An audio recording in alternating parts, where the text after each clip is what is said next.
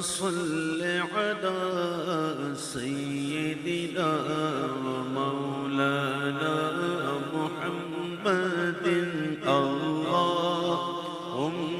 صل على سيدنا ومولانا محمد. الحمد لله وسلام على عباده الذين اصطفى. قال الله تعالى في شان حبيبه إن الله وملائكته يصلون على النبي يا أيها الذين آمنوا صلوا عليه وسلموا تسليما. اللهم صل على سيدنا ونبينا وشفيعنا وحبيبنا ومولانا محمد وعلى آله وأصحابه وبارك وسلم. صلاة وسلام عليك يا سيدي يا رسول الله صلى الله تعالى عليه وسلم. بسم الله الرحمن الرحيم.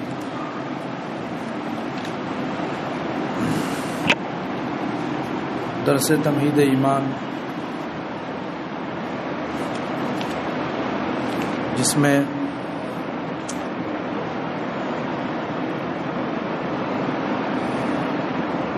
وہابیوں، دیوبندیوں کا مکر و فریب کہ کس طرح وہ مکر و فریب دے کر بھولے بھالے سنی مسلمانوں کو بہکاتے ہیں صحیح روش سے، اور کیسے اپنا دھوکے کا جال بچھاتے ہیں. حضور اعلیٰ حضرت نے اپنے اس رسالے میں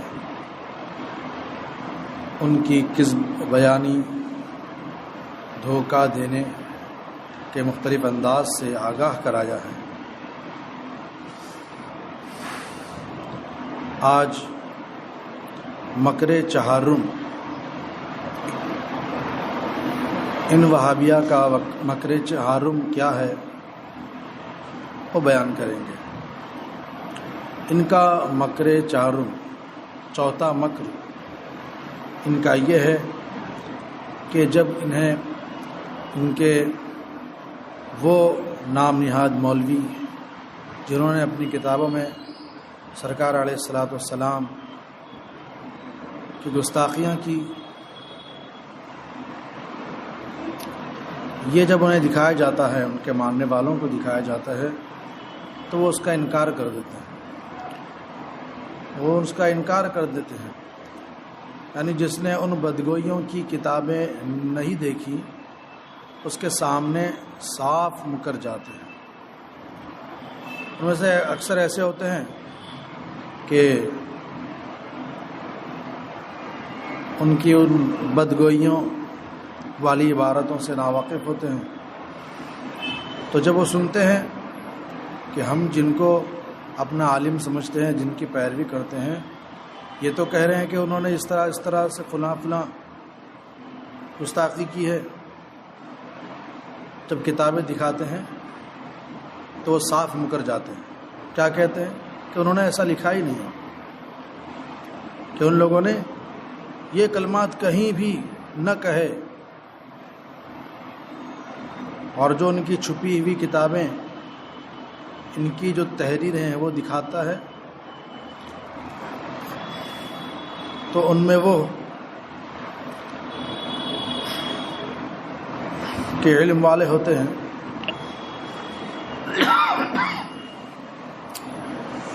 جب کتابیں دکھاتے ہیں، یہ ثابت کرنے کی کوشش کرتے ہوئے کہ دیکھو فلاں کتاب میں ہمارے فلاں مولوی نے یہ گستاخانہ عبارتیں لکھی ہیں، تو اگر ذی علم ہوا تو ناک چڑھا کر منہ بنا کر چل دیے، یہ آنکھوں میں آنکھیں ڈال کر بکمال بے حیائی صاف کہہ دیا کہ آپ معقول بھی کر دیجئے تو میں وہی کہہ جاؤں گا. فرما رہے ہیں کہ اگر گستاخانہ عبارتیں اگر ان کو دکھائی جائیں تو اگر وہ دیکھنے والا علم والا ہوتا ہے، صاحب علم ہوتا ہے،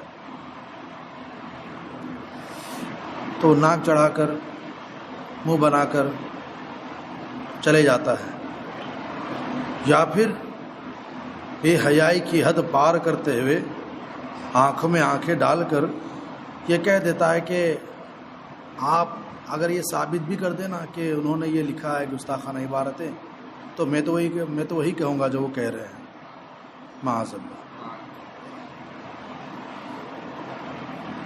یہاں پر حق کی جستجو کرنے والا وہ ایسا نہیں کرے گا، وہ یہ کہے گا کہ ہاں میں تو سچائی تک پہنچنا چاہتا ہوں، مگر یہ انہی کے ہوتے ہیں، انہی کے یہ بہکاوے میں آ کر گمراہیت کی رو میں بہتے ہوئے چلے جاتے ہیں، یہاں تک کہ ان کو اپنا امام سمجھ بیٹھتے ہیں۔ تو یا تو وہ آنکھوں میں آنکھیں ڈال کر یہ کہہ دیتے ہیں کہ آپ اگر ثابت بھی کر دیں تو ہم تو وہی کہیں گے جو ہمارے مولوی کہتے ہیں، یا پھر منہ بنا کر چلے جاتے ہیں۔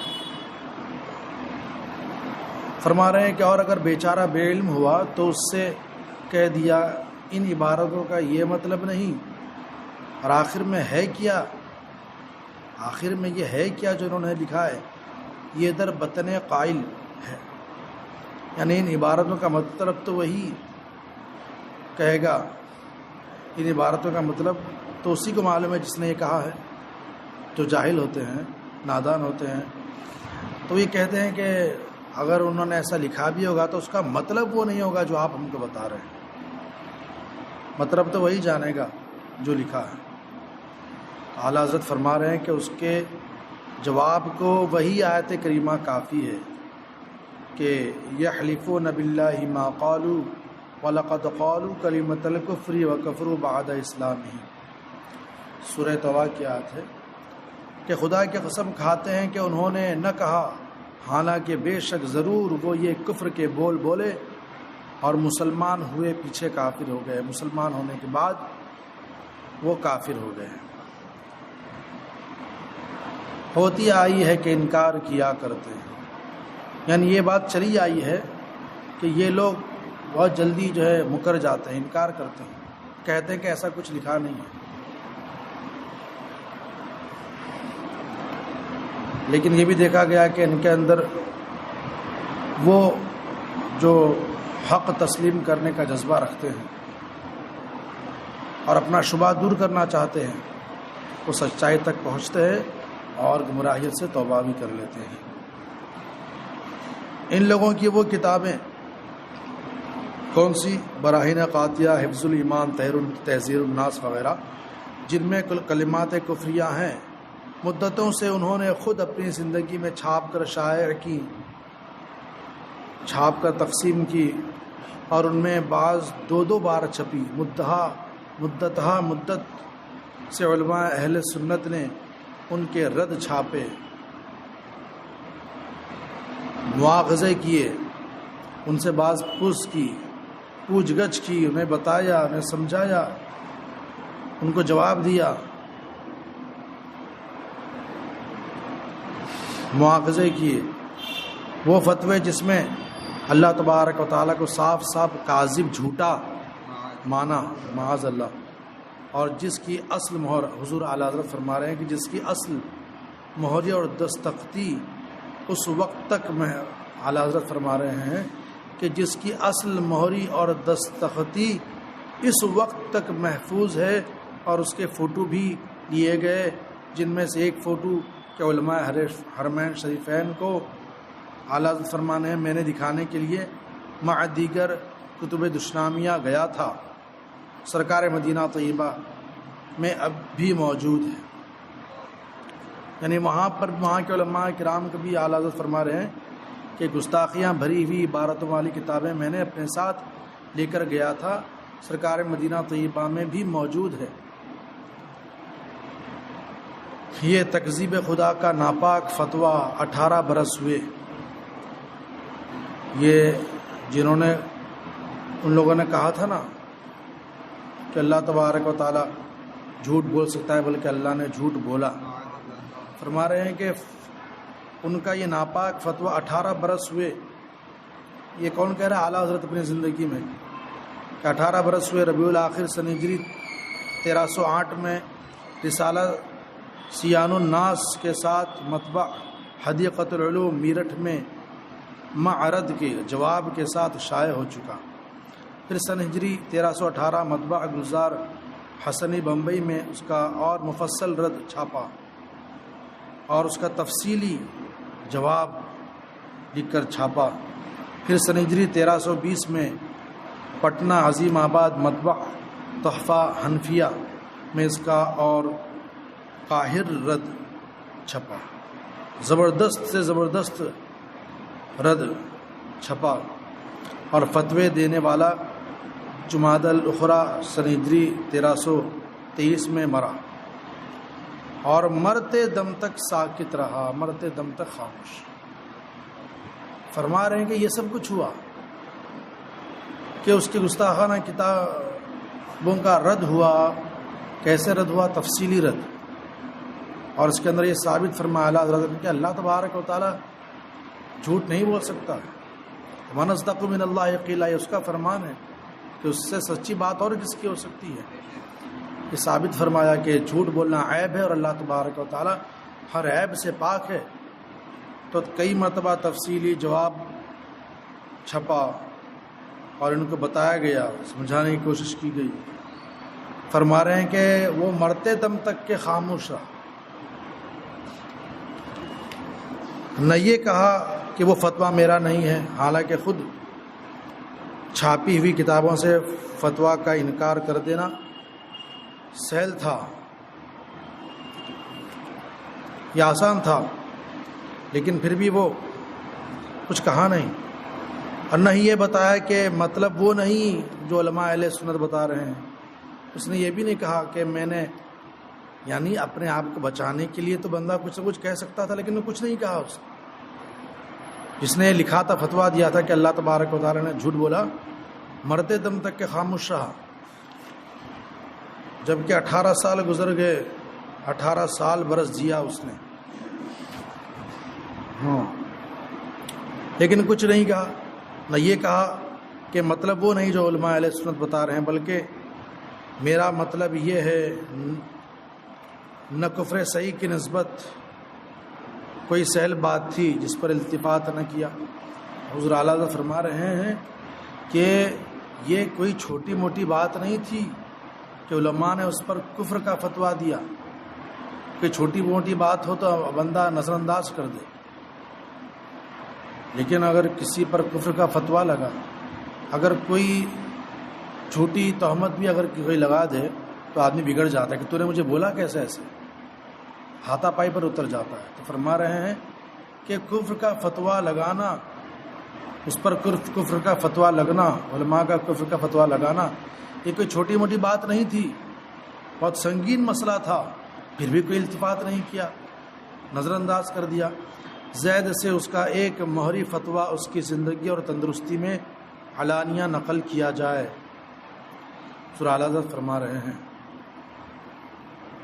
کہ اس کا ایک مہری فتویٰ اس کی زندگی اور تندرستی میں علانیہ نقل کیا جائے، اور وہ قطعاً یقیناً صریح کفر ہو، اور سال ہا سال اس کی اشاعت ہوتی رہے، لوگ اس کا رد چھاپا کریں، زید کو اس بنا پر کافر بتایا کریں۔